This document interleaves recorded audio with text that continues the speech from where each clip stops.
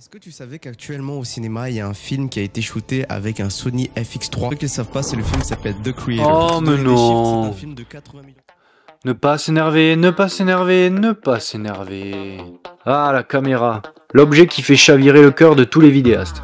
C'est dans ce petit objet que finissent toutes nos idées. Notre cœur, nos tripes, notre créativité. Et dans le cas du film The Creator, il y a une info qui a vite fait le tour dans le milieu et déchaîne les passions. Ils ont tourné le film avec des Sony FX3. La réaction que l'on peut avoir de prime abord, c'est de se dire que c'est une excellente nouvelle, car en fait tout le monde peut faire des films hollywoodiens désormais. Il suffit d'avoir une FX3. Et c'est une nouveauté car dans le cinéma, sauf dans le cas d'une démarche artistique particulière, on est habituellement confronté à des modèles tels que la Sony Venice 2, des modèles Arri ou encore Red. Des caméras qui coûtent à elles seules plusieurs dizaines de milliers d'euros, soit 5 à 10 fois plus qu'une Sony FX3.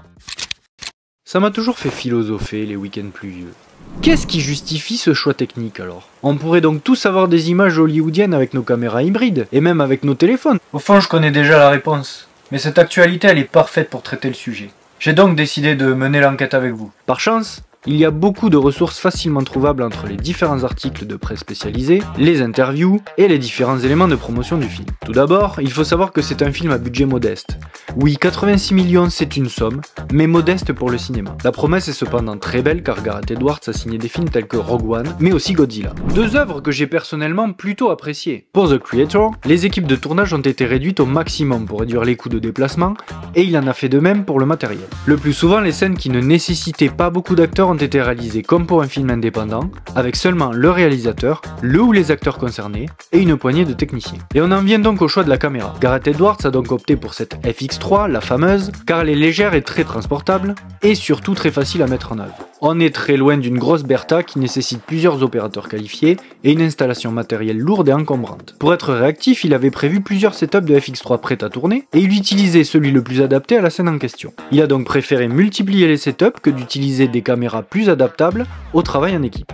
C'est donc un choix de mode de tournage notamment qui l'a poussé à la choisir. Et c'est une chose très importante à retenir. The Creator cultive son originalité jusque dans son processus de réalisation en fait. Les studios de fond vert ont été évités au maximum et les décors n'ont pas été créés avant le film. Les scènes ont été faites dans des décors naturels et retravaillés par des effets spéciaux après coup. Maintenant qu'on sait cela, on pourrait se dire que cette caméra, et n'importe quelle caméra au sens large, peut désormais prétendre à être utilisée pour réaliser un blockbuster. Malheureusement, ce n'est pas si simple, et s'il faut une caméra, elle ne suffit pas à elle seule à produire de belles images.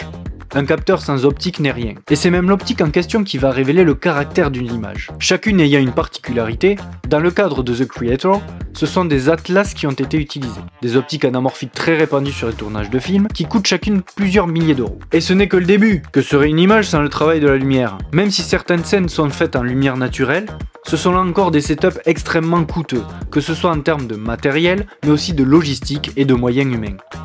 Un film de science-fiction va souvent avec effets spéciaux, et comme nous l'avons vu plus tôt, les images ont été retravaillées après tournage par des équipes techniques. Il y a un énorme boulot sur les images, on n'a pas à l'écran l'image qui sort nativement de ce fameux boîtier. C'est déjà forcément le cas après que la colorimétrie ait été faite, mais là encore plus car il y a une vraie modification. On parle par exemple de donner une apparence humano-robotique à des acteurs, ainsi que de créer des décors entiers futuristes et spatiaux. Et ce n'est pas rien, il y a d'énormes machines, des humanoïdes, enfin les mecs ont pas fait 3 trackings à la con quand même.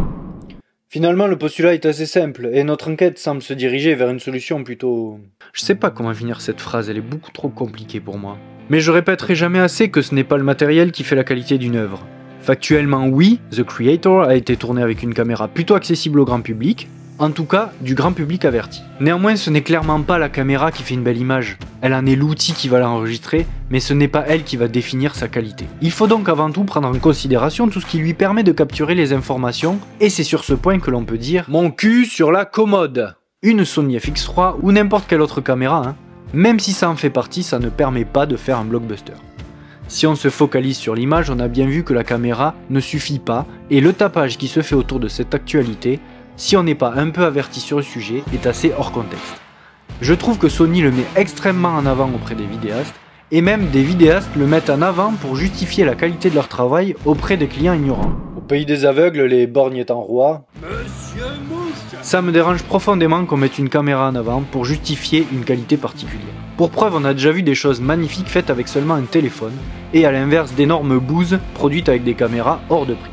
La direction artistique, le scénario et bien évidemment le travail de la photo est primordial dans tous les cas. Faites les plus belles images avec un son dégueulasse, et croyez-moi, il ne vous restera plus que vos yeux pour regarder vos belles images certes, mais pour pleurer aussi, car votre œuvre ne sera pas aboutie et ne pourra pas être appréciée dans son ensemble. Ça vous est jamais arrivé, vous, au cinéma, ou chez vous, de tomber sur un film tellement nul que vous avez envie de vous barrer en plein milieu, ou de regarder votre téléphone, bande d'accros, alors que les images sont absolument sublimes, c'est pas la question. Si c'est le cas, vous avez de la chance. Vous n'êtes pas encore tombé sur Tree of Life ou Avatar.